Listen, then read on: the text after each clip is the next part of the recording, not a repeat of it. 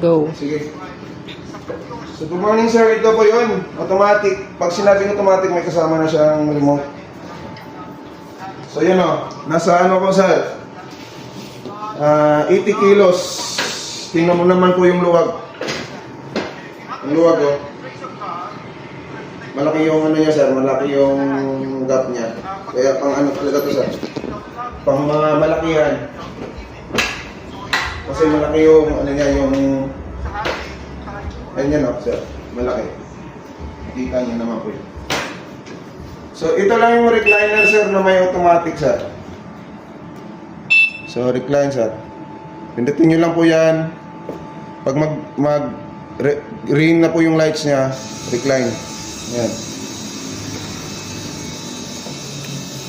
Joystick lang po yung i-control nyo para mag-recline. Tapos pabalik. Yan ito. Ito rin po. Tapos pag automatic sir, pindutin nyo lang po itong green dito na nagla-lights. Patayin nyo yan. Ito naman pong kabila. Yun. Negative pala para mag-fold. So automatic. Ganyan siya kabagal mag-fold. Ganito na yung pinaka-folding niya. Ganyan na po yan sir. 30 kilos. Ang bigat nito, 30 kilos. Ang bigat niya.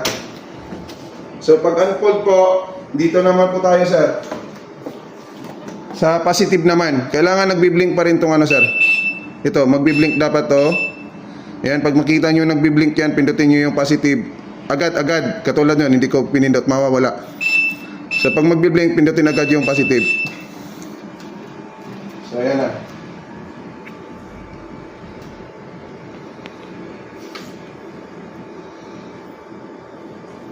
Pagkatapos niya sir, pag naka-blink pa to sir, hindi yan gagana, hindi yan nakabante.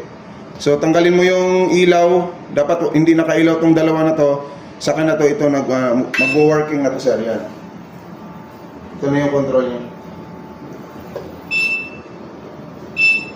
May busina na yan sir. Ayan busina niya, ito naman yung speed selector niya. Yan, kung gusto nyong counting bilis.